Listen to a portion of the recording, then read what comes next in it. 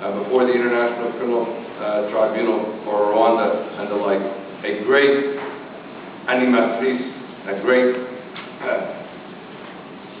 engagé person with regard to the struggle for human rights, generally speaking, and on behalf of the people of Rwanda, Esther Mugiwara.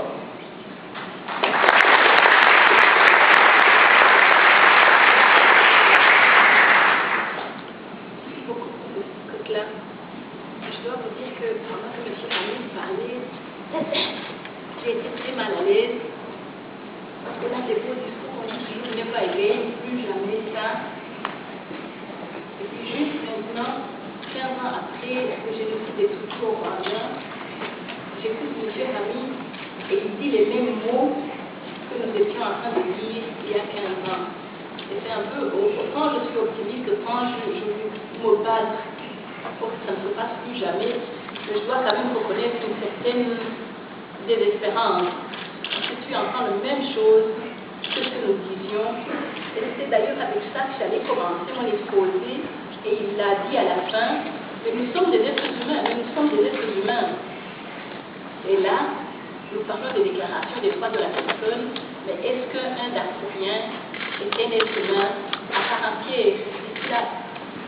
Le droit d'être défendu comme un Suisse, comme un Allemand, comme un Américain ou un Français ou un autre, comme c'était le cas pendant qu'on tuait les Tutsis en 1994, en avril, avec 15 ans exactement maintenant. La seule faute qu'on avait commise, c'était qu'on était nés, on était Tutsis. Donc tu es ce que tu es, et c'est pour ça que tu meurs. Et c'est pas que les traités n'existent pas, c'est pas que les lois n'existent pas, c'est pas que les conventions n'existent pas, au contraire, elles étaient là, mais elles ne sont pas suivies. Et pourquoi elles ne sont pas suivies? Et qu'est-ce qu'il faut pour qu'elles soient suivies? Et pour que la famille de Hamid, tous les Darfouriens ne soient pas tués parce qu'ils sont Darfouriens, parce qu'ils sont noirs, africains, au Soudan en ce moment.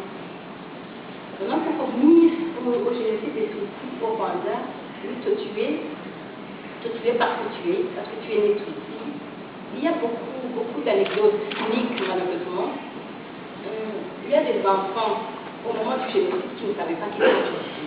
Parce qu'on n'a pas, tu ne le vois pas, tu ne le vois pas, on parle la même langue, on va aux mêmes écoles, même les fameux stéréotypes physiques souvent ne sont pas clairs.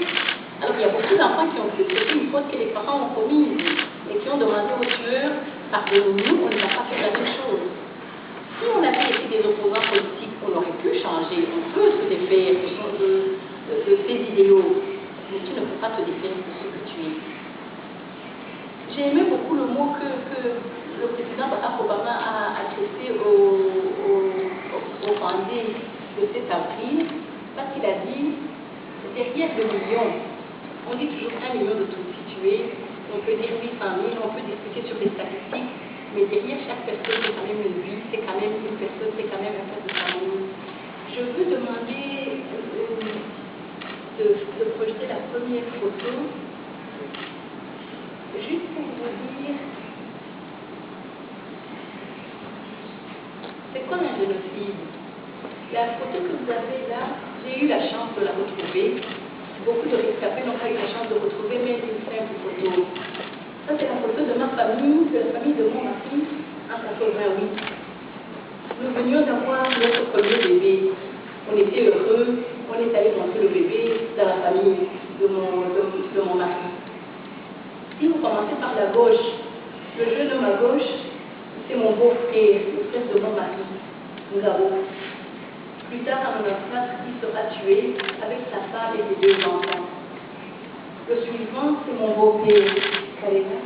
Il a été tué en 1994. Celle qui suit, c'est ma belle-mère, ses amis. Elle a été tuée en 1994. Le jeune homme, le petit garçon qui est assis en bas, au pied de sa mère, c'est mon beau-frère, Kimani. Il a été tué en 1994. Le bébé, c'est la grand-mère dans les bras. C'est notre fille aînée, Anna. Heureusement, elle a survécu.